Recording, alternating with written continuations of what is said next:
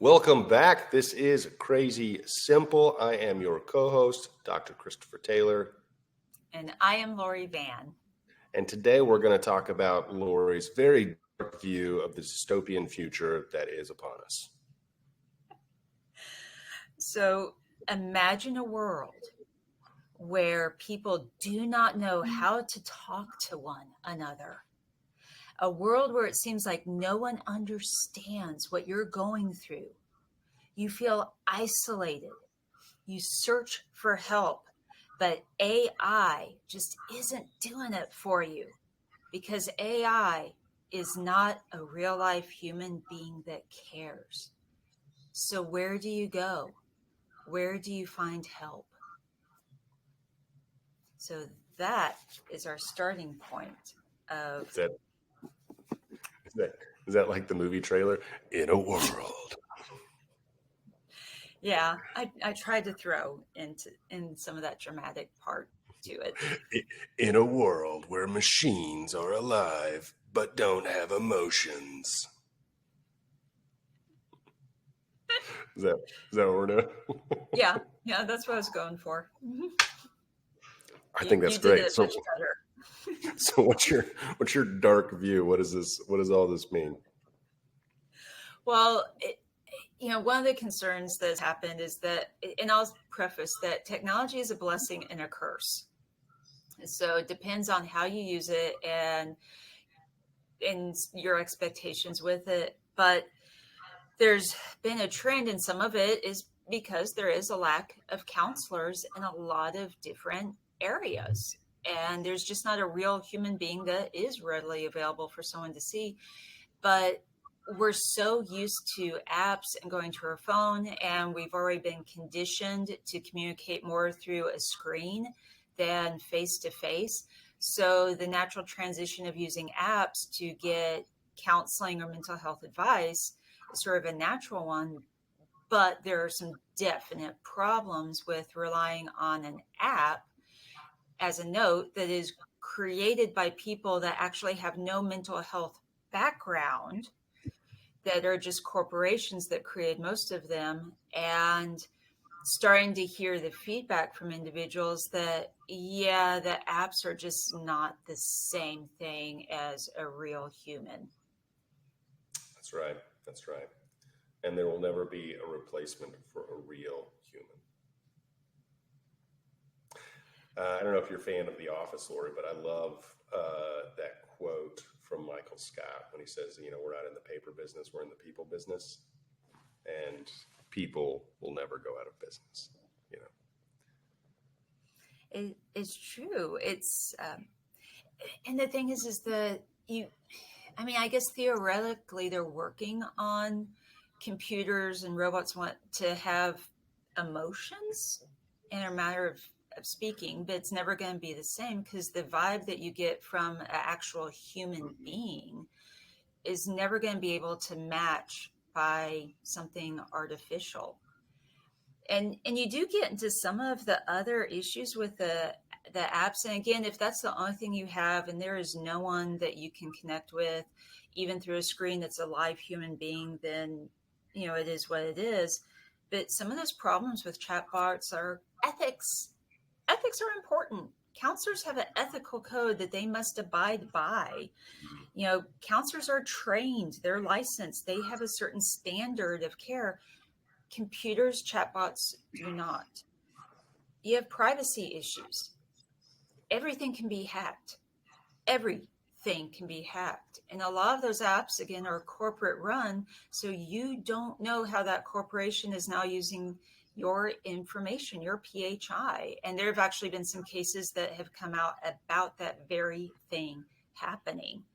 And then you have the safety part of, what if it gives you false information? There have been plenty of documented cases where AI has literally made up answers or given very inappropriate answers. Mm-hmm. Keep going, Lori. You're on a roll. Keep going. So then what do you think the solution is, Dr. Taylor, for someone that goes, okay, yeah, I prefer a human being. I get all the benefits of having a human. And yes, humans are fallible too, just like AI is fallible. But, Hmm. but what do I do? Like, I don't have access to a human being. There's not counselors. Like, what are y'all two, head doctors going to provide as an option for me? What are you doing to make mental health more available? Well, we're doing two things. One is a solution, a partial solution for today, and another one is a partial solution for tomorrow. I don't know that I can, like, obviously, I don't have the power to solve everything, right? So, but we can do a little bit. We can do what we can do. Last year we started the Counseling for the Future Foundation, with the goal of preventing your dark dystopian future.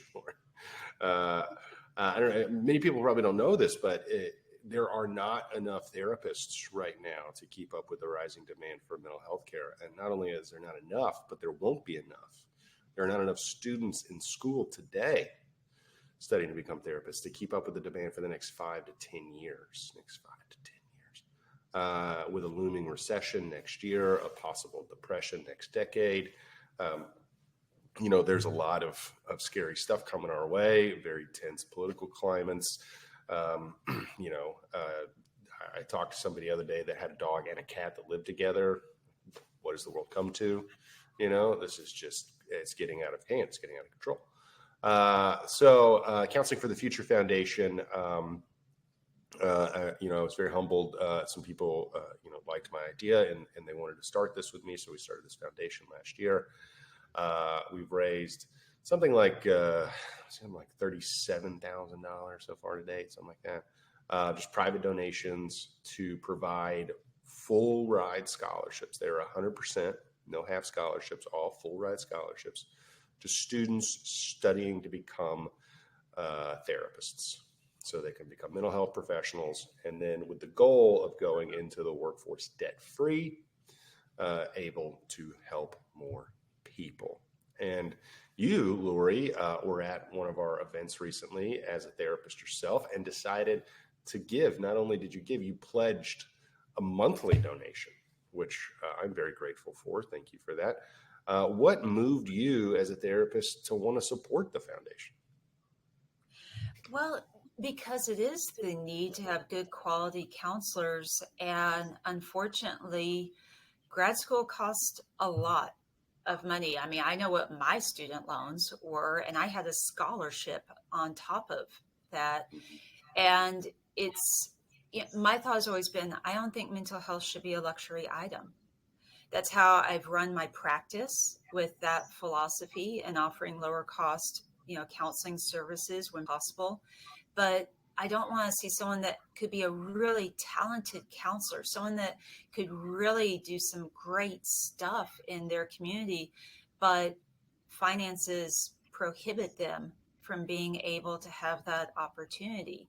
And then we all lose out on that. So that was definitely one of the reasons that I decided to become or to pledge, support with it. Yeah, no, we appreciate that. And on that point too, you had said that you try to make it as affordable as possible, while still being able to support yourself, pay your bills and eat food, which is food is good. The average cost of therapy right now is like $150, $200 an hour, So if you're coming once a week, that's $600 a month. That's the cost of a lease on a brand new Audi A6. That's a premium German luxury vehicle, right? That's what we've just told everybody, is that therapy is a luxury good, affordable only to a few, when it should be a commodity, affordable to all.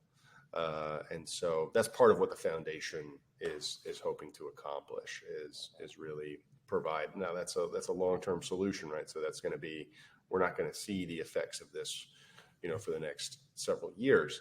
But my hope is that more people will give and that more students will benefit, and that individuals that would not have completed their master's program because it was too expensive, or just would have been a therapist, but never had the vehicle to get into grad school, they will now be inspired to come, and we'll have more therapists. More therapists will complete grad school. More therapists will join grad school because of these scholarships that are available.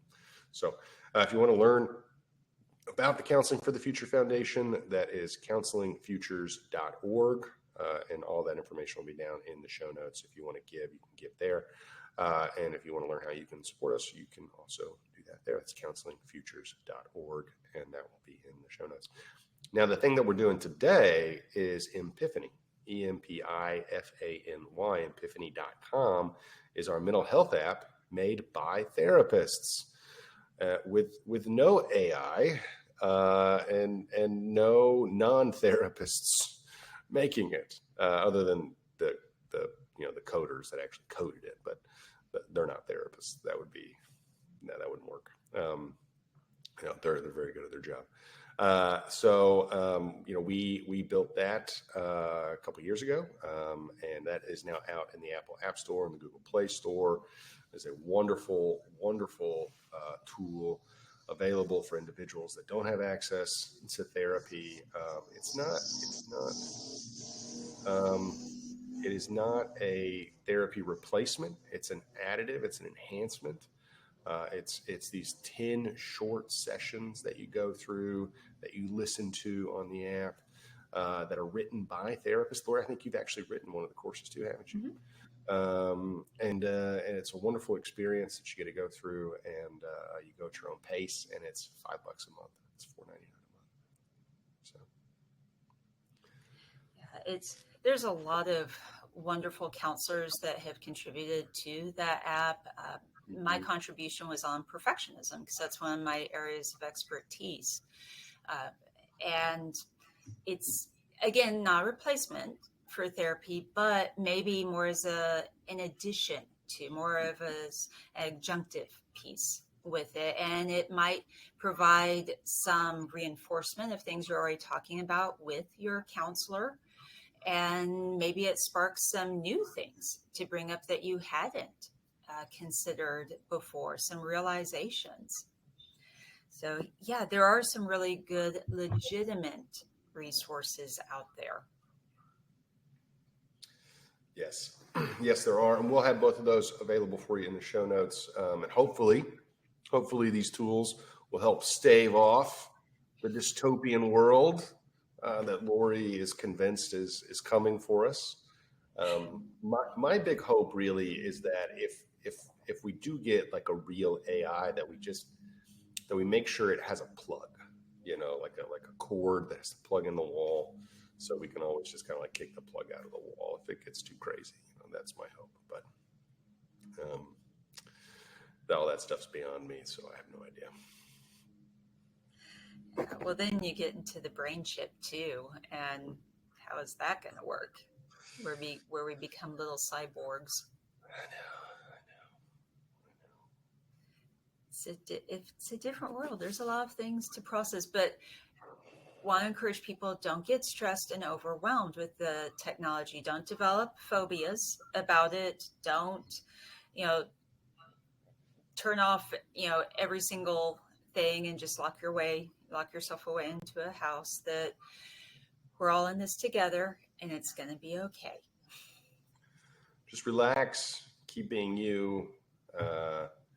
If you'd like to support the foundation, or if you want to download the app, both of those are just crazy simple ways to help.